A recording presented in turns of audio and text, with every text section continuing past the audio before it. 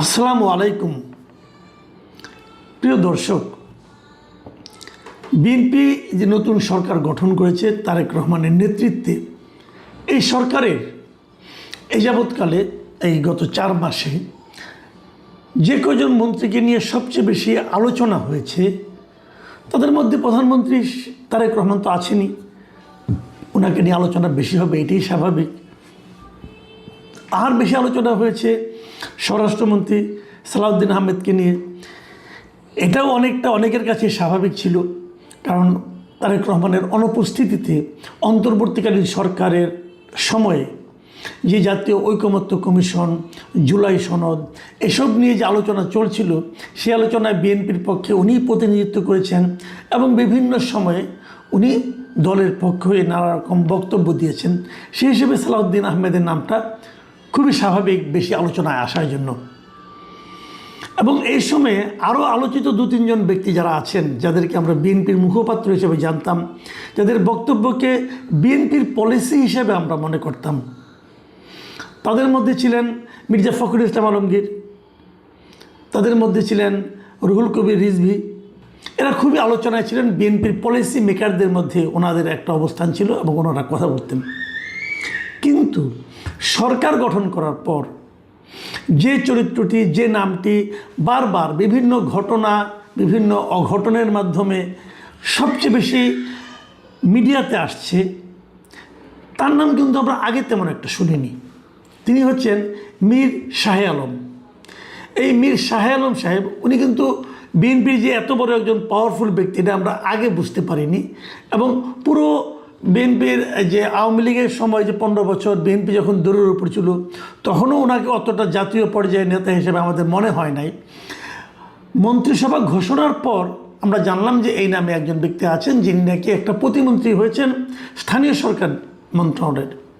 স্থানীয় সরকার মন্ত্রণালয়ের কিন্তু একজন পূর্ণ মন্ত্রী আছেন, তিনি হলেন মির্জা ফখরুল ইসলাম আলমগীর। তার সঙ্গে উনি হলেন প্রতিমন্ত্রী।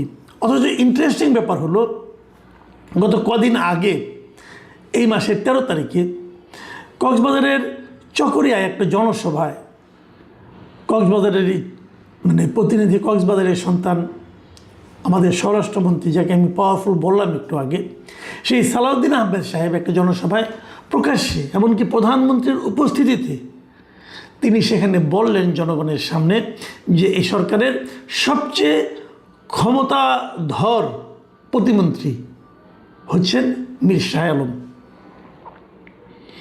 এটুকু বলার পর তিনি আবার আরেকটু ব্যাখ্যা করলেন যে কেন ওনাকে ক্ষমতাধর বললেন, যে আমরা যখন আমাদের এলাকার উন্নয়নের জন্য ওনার দপ্তরে যাই, ওনার কাছে যাই, ওনার কাছে দিয়ে তদবির করি এবং তারপরে এলাকার উন্নয়ন হয়। এই কথাগুলো নিয়ে প্রধানমন্ত্রীর উপস্থিতিতে কিন্তু, এবং যখন ওনার নাম উচ্চারণ করলেন তখন উনি আবার দাঁড়িয়ে, আমি একটা ভিডিওতে দেখলাম, আবার একটু হাতও নাড়লেন। এবং যখন উনি মীর শাহে আলম সাহেবকে সবচেয়ে ক্ষমতাধর প্রতিমন্ত্রী হিসেবে অভিহিত করলেন, তখন প্রধানমন্ত্রীকেও দেখলাম একটু মৃদু হাসি দিতে। ব্যাপারটা আসলে কী দাঁড়ালো? ব্যাপারটা দাঁড়ালো এই যে উনি যে ক্ষমতাধর প্রতিমন্ত্রী, এটা প্রধানমন্ত্রী এক ধরনের একভাবে অনুমোদন দিলেন। হয়তো হতে পারে প্রধানমন্ত্রী স্বরাষ্ট্র মন্ত্রীর এমন বক্তব্যকে রসিকতা হিসেবে নিয়েছেন এবং রসিকতা হিসেবে নিয়েই উনি হাসি দিয়েছেন, এটা হতে পারে, কিন্তু আমি অস্বীকার করছি না। কিন্তু আমার কথা হলো যে এই ধরনের রসিকতাই বা স্বরাষ্ট্রমন্ত্রী কেন করবেন? তিনি কি মীর শাহে আলমকে সম্মানিত করার জন্য করলেন, নাকি আমাদের চলতি ভাষায় আমরা যেটা বলি মীর শাহে আলম সাহেবকে বিতর্কিত করার জন্য অথবা পচানোর জন্য এই কথাটা বললেন? দুটোই কিন্তু হতে পারে। একজন প্রতিমন্ত্রীকে যদি তার মন্ত্রণালয়ের সবচেয়ে ক্ষমতাধর ব্যক্তি হিসেবে অভিহিত করা হয়, তাহলেই আমি মনে করি এটা আপত্তির ব্যাপার, কারণ ওখানে একজন মন্ত্রী আছেন। কিন্তু যখন তাকে ক্যাবিনেটের সবচেয়ে ক্ষমতাবান ব্যক্তি হিসেবে অভিহিত করা হয়, তখন তার মধ্যে দু ধরনের ঘটনা ঘটতে পারে, যে উনি আসলে ক্ষমতাধর, অথবা উনি নিজেকে ক্ষমতাধর মনে করেন, কিন্তু স্বরাষ্ট্রমন্ত্রী প্রকারান্তরে বলে দিলেন যে আপনার ক্ষমতাধর হওয়াটা ঠিক নয়। দুটার যে কোনো একটাই হোক, কোনোটাই আমাদের জন্য, আমার কাছে অন্ততপক্ষে স্বাভাবিক মনে হয়নি। কিন্তু বিষয়টা মীর শাহে আলম সাহেব বুঝতে পেরেছেন কিনা আমি জানি না। আমার তো মনে হয় ওনার জন্য এটা আসলে একটা ক্ষতিকর ব্যাপারই হয়ে গেল। কিন্তু এটাই শেষ নয়। আমরা তারপরে আরও কিছু জিনিস দেখলাম। গত কদিন আগে দেখলাম, দুদিন আগে, যে জাতীয় সংসদে এটা নিয়ে আরেকটা কথা বলে মীর শাহ আলম প্রসঙ্গটা আরেকবার আসলো। সেটা কি আসলো? সেটা আসলো যে 11 জুন বগুড়ায় যে নতুন যে শিবগঞ্জ এবং নতুন একটা মোকামতলা উপজেলা হয়েছে, শিবগঞ্জ আগেই ছিল, মোকামতলা নতুন যে উপজেলা হয়েছে, সেই উপজেলায় দুটো উপজেলায় মিলে 4টা নতুন ইউনিয়ন গঠন করা হয়েছে। এবং এই 4টা ইউনিয়নের নাম নিয়ে বিরোধী দলীয় জামাত ইসলামের একজন সংসদ সদস্য জাতীয় সংসদে প্রশ্ন তুললেন এবং উনি এখানে বললেন যে এখানে এই যে 4টা নতুন ইউনিয়ন করা হয়েছে, ইউনিয়নের নামগুলো করা হয়েছে এই মীর শাহ আলম সাহেবের পরিবারের লোকজন এবং বাড়ির নাম অনুসারে। মানে 3টা ইউনিয়ন হয়েছে, এই 4টে ইউনিয়ন হয়েছে। একটা ইউনিয়ন পড়েছে শিবগঞ্জ উপজেলায়, তার নাম হলো মীরবাড়ি ইউনিয়ন।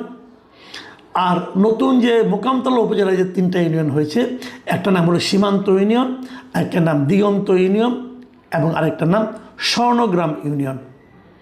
ইন্টারেস্টিংলি মীরবাড়ি এটা হলো মীর শাহ আলম সাহেবের নিজের বাড়ির নাম। ওনারা খুব সমৃদ্ধ পরিবার, বাড়ির নাম হলো মীরবাড়ি। ওনার 2 সন্তান, একজন নাম সীমান্ত আর একজন নাম দিগন্ত। এবং ওনার একজন ভাইয়ের মেয়ে মানে ভাতিজি, যার নাম হলো স্বর্ণালী, তার নাম অনুসারে নাকি রাখা হয়েছে স্বর্ণগ্রাম ইউনিয়ন। জাতীয় সংসদে দাঁড়িয়েই মীর শাহ আলম সাহেব তার এই নামকরণে একটা ব্যাখ্যা দিলেন এবং ব্যাখ্যা দিয়ে উনি যেটা বলার চেষ্টা করলেন, এই নামকরণগুলির সঙ্গে ওনার কোনো সম্পর্ক নাই, উনি কিছু বলেননি। এটা ওখানকার জেলা পরিষদ এবং ওখানকার একটা গণশুনানির মাধ্যমে নামকরণগুলি করা হয়েছে। কাকতালীয়ভাবে ওনার পরিবারের লোকজনের সঙ্গে নামগুলো মিলে গেছে এবং উনি একটা ব্যাখ্যা দিলেন। একটা যেহেতু সীমান্তবর্তী এলাকা, এই জন্য সীমান্ত ইউনিয়ন, আর একটা যেমন অনেক দূরে দিগন্ত, গাইবান্ধার একদম সীমান্ত পড়েছে, এই জন্য ওটা দিগন্ত ইউনিয়ন, এই ধরনের নানা ধরনের ব্যাখ্যা দিলেন। এই ব্যাখ্যাগুলো আমি জানি না অন্যদের কাছে কী মনে হয়েছে, কিন্তু আমার মনে হয় যে অভিযোগটা ওনার বিরুদ্ধে উঠেছে, সেই অভিযোগের জন্য এই ব্যাখ্যাটা খুবই একটা হালকা ব্যাখ্যা হয়েছে বলে আমার কাছে মনে হয়। দেখুন, এই নামগুলি কোনো গুরুত্বই পেত না, কিন্তু গুরুত্ব পেয়েছে কেন? কারণ এই নামকরণগুলি হয়েছে উনি স্থানীয় সরকার মন্ত্রণালয়ের দায়িত্বে আসার পরে, জুন মাসে হয়েছে, উনি দায়িত্বে এসেছেন ফেব্রুয়ারিতে। কাজেই এখান থেকে এটা মনে হতে পারে। আর আরেকটা কারণ হলো, এই বিষয়গুলো যে মন্ত্রণালয়ের অধীনে, এটা ওনারই মন্ত্রণালয়, এখানে কিন্তু কনফ্লিক্ট অফ ইন্টারেস্টের ব্যাপারটা এসেই যায়। এখন উনি যতই হেসে হেসে অথবা অন্যদের সমর্থন নিয়ে উনি যত কথাই বলুন না কেন, ওনার বক্তব্য খুব একটা আমার কাছে জোরালো মনে হয়নি। আমার কাছে মনে হয়েছে উনি একটা থাপথুপ করার চেষ্টা করছেন, কিন্তু মূল ঘটনাটা ঘটার পেছনে উনি জানতেন। হয়তো ওনাকে না জানিয়ে হতে পারে, উনি যেহেতু বলছেন মন্ত্রী মানুষ, উনি কি আর মিথ্যা বলবেন? আমি ধরে নিচ্ছি উনি জানতেন না, কিন্তু যারা করেছেন কাজগুলো, যতটুকু শুনেছি, এই নামগুলো প্রস্তাব দিয়েছেন বিএনপির একজন লিডার, হয়তো ওনাকে খুশি করার জন্যই দিয়েছেন। কিন্তু জানার পর ওনার উচিত ছিল এই নামগুলো চেঞ্জ করে দেওয়া, কিন্তু উনি তা করেননি। এই যে না করার যে ব্যাপারটা, দেখুন আওয়ামী লীগের আমল আমরা দেখেছি যে প্রায় প্রতিটা প্রতিষ্ঠানের নাম হয় শেখ হাসিনা অথবা তার মা অথবা তার বাবা অথবা তার ভাই অথবা তার ভাইয়ের বউ, এরকম অনেকের নামে হতো, কিন্তু অনেক একই জনের নামে 10টা 20টা করে প্রতিষ্ঠান হয়েছে। সবগুলিকে শেখ হাসিনা নিজে বলেছেন যে এইটা এই নামে করো, ওইটা ওই নামে করো, তার কিন্তু করেননি। এটা হয় কি, স্থানীয় প্রশাসন হোক, স্থানীয় এমপি হোক অথবা কোনো পলিটিক্যাল লিডার হোক, উনি শেখ হাসিনাকে খুশি করার জন্য হয়তো এরকম একটা নাম নিয়ে গেছেন, এবং নাম নিয়ে গেলে উনি দেখেও মানা করেননি, উনি হয়তো দিতে বলেছেন। ওই নামগুলি কি এখন আছে? এটা হলো বার্নিং কোয়েশ্চেন, ওই নামগুলি কি এখন আছে? এবং বঙ্গবন্ধু শেখ মুজিবের নামে কিছু কিছু জিনিস তো থাকতে পারত। উনি এই দেশের সবচেয়ে আমাদের দেশের জন্মের সঙ্গে জড়িত, ওনার নাম সবচেয়ে গুরুত্বপূর্ণ ব্যক্তিদের মধ্যে উনি একজন, কিন্তু ওনার নামে কিছু থাকতে পারত, ওনার নামে কিন্তু কিছুই রাখা হয়নি। কেন? ওই যে হাজারো নাম, ওই হাজারো নামের ধাক্কায় যে নামটা থাকতে পারত সেটাও কিন্তু ভেসে গেছে। এরকমই হয়। এই যে নাম নিয়ে যে রাজনীতি, এই রাজনীতিটা আমাদের দেশের জন্য খুবই ক্ষতিকর। দেখুন, এই সরকার প্রধান তারেক রহমান সাহেব আমলে আমরা দেখেছি কিন্তু একটা অন্য নামে একটা ছিল, সেই নামটা চেঞ্জ করে বেগম খালেদা জিয়ার নামে করার প্রস্তাবটা কিন্তু ওনার কাছে এসেছিল। উনি কিন্তু সেটা গ্রহণ করেননি, এবং গ্রহণ না করার পেছনে উনি বলেছেন যে এই নামের কোনো দরকার নেই, যদি করতে হয় আমরা নতুন করে কিছু একটা তৈরি করে করব, পুরনো নাম চেঞ্জ করে কেন করব। এই যে নাম চেঞ্জ করা যে ব্যাপারটা, এটা অনেকটা মিউজিক্যাল চেয়ারের মতো চলতে থাকে। কত নাম যে চেঞ্জ হয়ে কত কিছু হলো এটা আমরা দেখেছি। এই যে আমি একটা উদাহরণ দিয়ে বলি, এই যে চন্দ্রিমা উদ্যান, এটা এরশাদ সাহেব করেছিলেন চন্দ্রিমা উদ্যান নামে, পরে এটা হয়েছিল জিয়াউর রহমান বিএনপি আসার পরে 91-এ এটা হয়ে গেল জিয়া উদ্যান, আবার আওয়ামী লীগ 96 এসে বানালেন আবার চন্দ্রিমা উদ্যান, আবার 2001-এ এসে বানালো জিয়া উদ্যান, আবার পরবর্তীতে আওয়ামী লীগ এসে বানালো চন্দ্রিমা উদ্যান। আমি অপেক্ষায় ছিলাম যে এই সরকারের আমলে এসে আবার জিয়া উদ্যান হয় কিনা। এটাতে কোনো মানে হয় না, কোনো প্রয়োজন তো নেই, কোনো প্রয়োজন নেই। একটা নাম হলেই হলো, এবং একটা নাম করে সেটা আমরা যে নাম দিয়ে শুরু হয় সেটাকে চেঞ্জ করার তো কোনো প্রয়োজন নাই। দেখুন, আমি একটা উদাহরণ দেবো, আরেকটা উদাহরণ দিয়ে বলি। আমাদের যে আন্তর্জাতিক বিমানবন্দরটা ঢাকায় আছে, এটা যখন প্রথম তৈরি হয়, যখন উদ্বোধন হয় এখানে এই কুর্মিটোলায়, সেটা কিন্তু উদ্বোধন হয়েছিল কিন্তু এরশাদ সরকারের আমলে, এবং এরশাদ সরকারের আমলে নাম রাখা হয়েছিল জিয়া আন্তর্জাতিক বিমানবন্দর। তারপর 2000 আপনার আওয়ামী লীগ 96 আসলো, চেঞ্জ করেনি কিন্তু। এমনকি আওয়ামী লীগ যখন 2009-এ আসলো, যেবার সর্বশেষবার যেবার আসছে, যেবার নাকি আওয়ামী লীগ পণ করেছিল যে বিএনপিকে নিশ্চিহ্ন করে দিবে, সেইবার এসে আওয়ামী লীগের নাম চেঞ্জ করলো হযরত শাহজালাল আন্তর্জাতিক বিমানবন্দর। প্রয়োজনটা কী ছিল? জিয়ার নামে তো ছিল, এবং জিয়ার নামে তো জিয়াউর রহমানের সরকার, বিএনপি সরকার এসে করে নাই, জাতীয় পার্টি সরকার নামকরণ করেছিল। সেটাকে চেঞ্জ করা যে হলো, এটা ছিল এক ধরনের ক্ষুদ্রতা। এবং এখন যদি আবার এটাকে জিয়ার নামে পরিবর্তন করা হয়, আমি কিন্তু কোনো অন্যায় দেখি না, কারণ এটার নামই আসলে শুরু থেকে জিয়ার নাম ছিল। কিন্তু এই সরকারের মধ্যে আমি সেই পরিমিতি বোধটাও দেখছি, ওনারা সেই নামটাও চেঞ্জ করছেন না। কিন্তু সরকার প্রধানের এই যে মানসিকতা, সেই জিনিসটা ওনার মন্ত্রীদের মধ্যে কোনো সংক্রমিত হচ্ছে না। আমার আফসোসের জায়গাটা এই জায়গাটাতেই, এখানে আমার আফসোস যে তারেক রহমান যেগুলো বলেন, যেগুলো ভাবেন, যেগুলো করেন, সেগুলো কেন তার মন্ত্রীদের মধ্যে সংক্রমিত হয় না।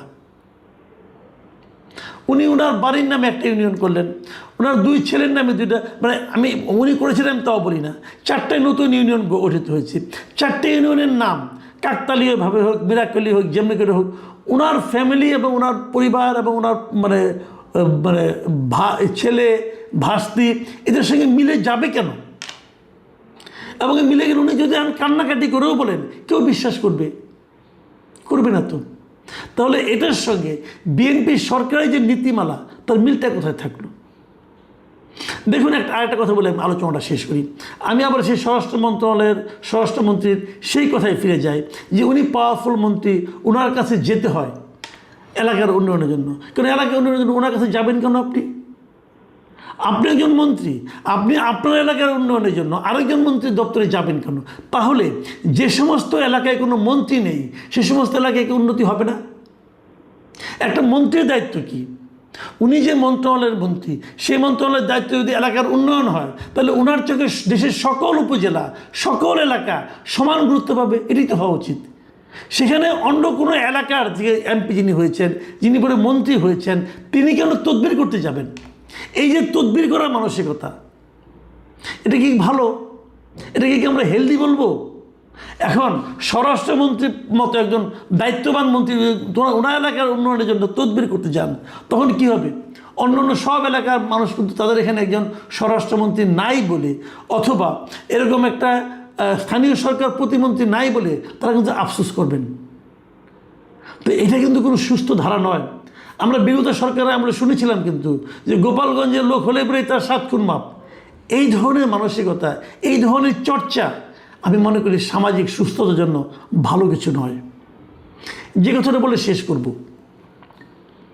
আমি নিজেও শুনেছি স্থানীয় সরকার মন্ত্রণালয়ে স্থানীয় সরকার মন্ত্রী যে নাকি প্রতিমন্ত্রী বেশি পাওয়ারফুল।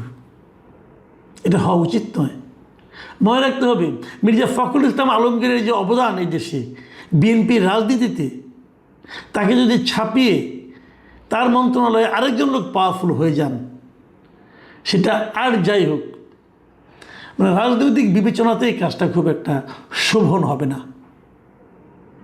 আর 10 জন প্রতিমন্ত্রী যতটুকু ক্ষমতা, আমি মনে করি মীর শাহ আলম সাহেবের ঠিক ততটুকুই ক্ষমতায় থাকা উচিত। মন্ত্রীর চেয়ে প্রতিমন্ত্রী ক্ষমতাবান হয়ে গেলে কিন্তু সমস্যা হয়ে যাবে ভাই। এটা কিন্তু এই দায়টা কিন্তু আলটিমেটলি তারেক রহমানের উপরেই বর্তাবে। যে ঘটনা যেটাই ঘটুক, সত্য মিথ্যা অত আলোচনায় আমি যাচ্ছি না। আমি কেবল এটা বলতে চাচ্ছি যে যদি একজন প্রতিমন্ত্রীকে কেন্দ্র করে এত কিছু ঘটে, তাহলে সেটা কিন্তু আলটিমেটলি প্রধানমন্ত্রীর ইমেজের জন্যই একটা সংকটের কারণ হয়ে দাঁড়াতে পারে। আমরা অপেক্ষা করব যে এই বিষয়টাকে আমাদের প্রধানমন্ত্রী অথবা মীর শাহ আলম সাহেব নিজে কীভাবে হ্যান্ডেল করেন সেটা দেখার জন্য। প্রিয় দর্শক, এখন এ পর্যন্তই। আল্লাহ হাফেজ।